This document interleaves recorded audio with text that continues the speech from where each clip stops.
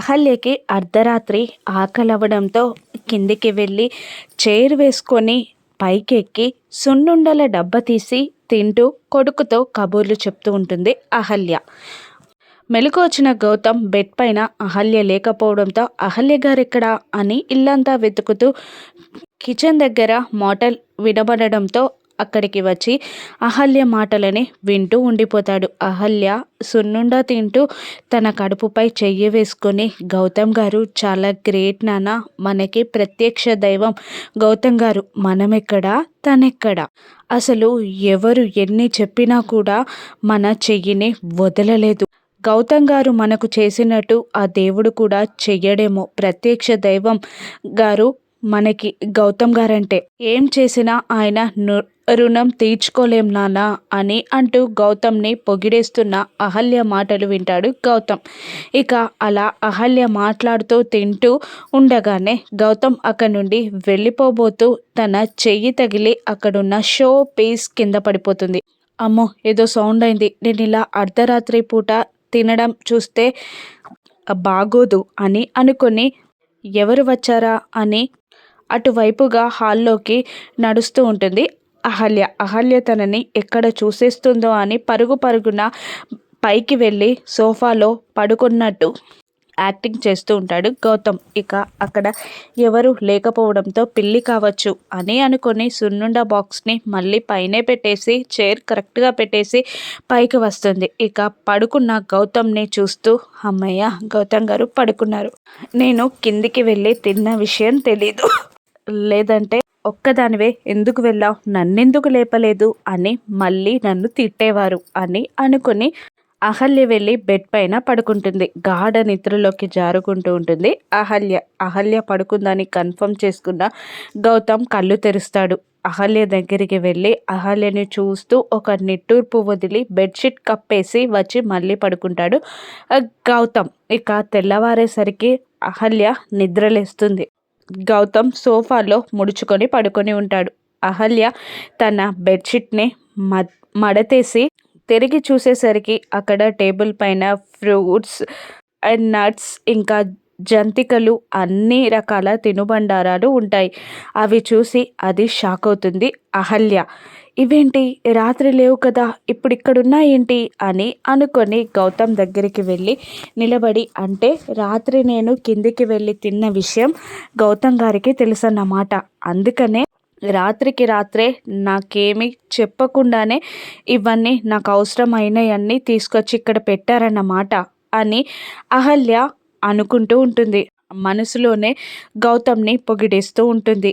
మీరు దేవుడు లాంటి వారు, నేను నోరు తెరిచి చెప్పాల్సిన అవసరమే లేదు, నాకు అవసరమైనవన్నీ నోరు తెరిచి చెప్పకముందే మీరు చేసేస్తారు. అమ్మైనా దేవుడైనా అడగందే పెట్టదు, వరమైనా ఇవ్వరు అంటారు, కానీ మీరు నేను అడగాల్సిన అవసరం లేదు, నాకు కావలసినవన్నీ మీరే ఇచ్చేస్తారు అంటూ గౌతమ్కి చేతులెత్తి దండం పెడుతూ వెళ్ళి గౌతమ్ పాదాలని తాకి దండం పెట్టుకుంటుంది అహల్య.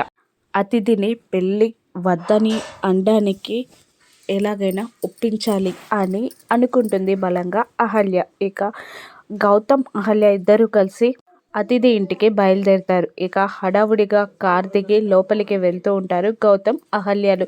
హాల్లో శ్రావ్య డైనింగ్ టేబుల్ దగ్గర ఏదో పని చేస్తూ ఉంటుంది.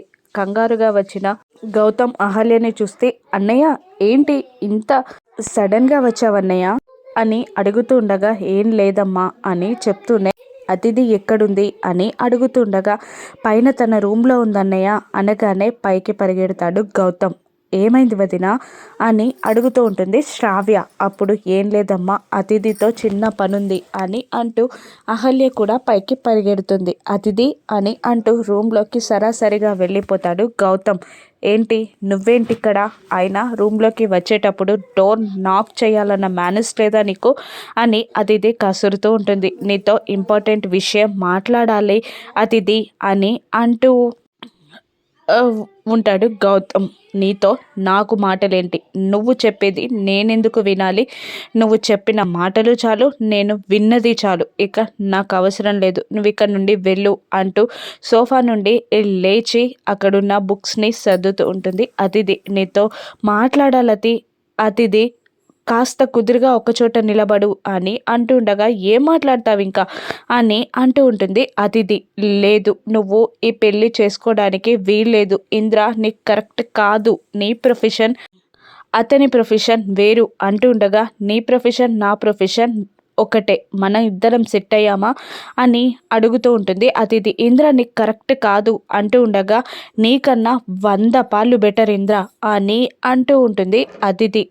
ఇంద్ర ఉన్న ప్రొఫెషన్ చాలా డేంజరస్ అని అంటూ ఉంటాడు గౌతమ్. మీ నాన్నది కూడా అదే ప్రొఫెషన్ కదా, ఇప్పుడు రిటైర్ అయ్యి ఫ్యామిలీతో హ్యాపీగా లేరా అని అంటూ ఉంటుంది అతిథి. అది కాదు అతిథి, ప్లీజ్ నేను చెప్పేది విను, నీకు ఈ పెళ్ళి కరెక్ట్ కాదు, పెళ్ళి క్యాన్సిల్ చేసుకో అని అంటూ ఉండగా నీ మాటలు నేనెందుకు వినాలి అని అంటూ అక్కడి నుండి రూమ్లో నుండి వెళ్ళిపోబోతూ ఉంటుంది అతిథి. ప్లీజ్ అతిథి, ఈ పెళ్ళి జరగదు అంటూ ఉండగా ఎందుకు, నువ్వు ఆపుతావా అని అతిథి అంటూ ఉంటుంది.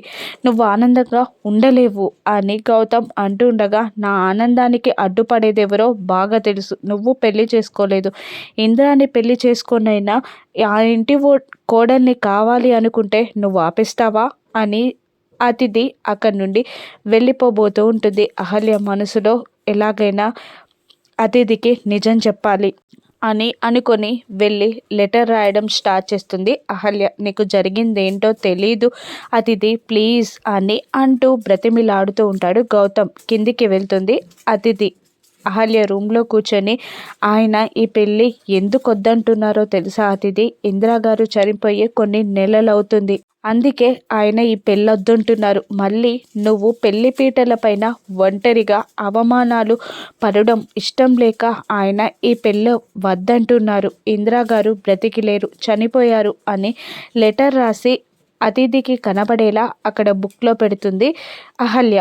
కిందికి వచ్చి అతిథిని ఇబ్బంది పెడుతూ ఉంటాడు గౌతమ్. అప్పుడే యామిని వచ్చి ఏంట్రా నువ్వేంటిక్కడ అని అంటూ ఉండగా ప్లీజ్ ఆంటీ మీరైనా చెప్పండి ఈ పెళ్ళి జరగదని అంటూ ఉండగా మీ నాన్నేమో పెళ్ళి జరుగుతుందని మాటిస్తాడు, నువ్వేమో పెళ్ళి జరగదంటావా, నువ్వు అసలు ఇక్కడ నుండి వెళ్ళిపో అని అంటూ ఉండగా ప్లీజ్ ఆంటీ అంటూ యామిని కాళ్ళు పట్టుకుంటాడు గౌతమ్. అరే సెక్యూరిటీ వాచ్మెన్ అని అరిచి గౌతమ్ని బయటికి గెంటేయమంటారు. ఇక దాంతో కాదంటే ప్లీజ్ మీరు అవమానాల పాలవుతారు, మళ్ళీ అతిథి మాటలు పడాల్సి వస్తుంది అని అంటూ ఉంటాడు గౌతమ్. మీరు చేసిన అవమానాల కన్నా ఎక్కువనా అని అంటూ ఉంటుంది యామిని కోపంగా. అప్పుడే సెక్యూరిటీ గార్డ్ వాచ్మెన్ ఇద్దరూ వచ్చి గౌతమ్ని బయటికి లాక్కెళ్ళి ఫ్లోర్ పైన విసిరేస్తారు. ఇక గౌతమ్ అలా కింద పడిపోవడంతో అహల్య బాధపడుతుంది, శ్రావ్య కూడా బాధపడుతుంది. మళ్ళీ లోపలికి పరిగెత్తడానికి ట్రై చేస్తూ ఉంటాడు గౌతమ్. మళ్ళీ వాడు వస్తున్నాడు ఆపండి అని యామిని అరవగానే మళ్ళీ సెక్యూరిటీ గార్డ్ వాచ్మెన్ గౌతమ్ని పట్టుకోబోతుండగా మిమ్మల్ని చంపేస్తా ఆయన్ని ముట్టుకుంటే అని అహల్య వార్నింగ్ ఇస్తుంది. దాంతో వాళ్ళు దూరంగా ఆగిపోతారు. మేమే వెళ్తాం అని అహల్య యామినికి చెప్పగానే వాడిని తీసుకెళ్ళు అంటుంది యామిని. దాంతో ఇద్దరు కారులో బయలుదేరుతారు. ఇక గౌతమ్ కోపంగా ఉంటాడు, అహల్య ఏడుస్తూ ఉంటుంది. ఈ పెళ్ళి క్యాన్సిల్ అవ్వడానికి అతిథి ఒప్పుకోలేదు. ఏం చేయాలి అనుకుంటూ ఉండగా ఇందిరాగారు చనిపోయారని తెలియక అతిథి మంకు పట్టు పడుతుంది. ఏం చేయాలి, అందుకే నిజం తెలియాలని లెటర్ రాసొచ్చా అని అహల్య అనుకుంటూ ఉంటుంది. ఇక ఈ పెళ్ళి ఎలా క్యాన్సిల్ అవుతుంది రాను ఎపిసోడ్స్లో చూద్దాం. Thank you for watching.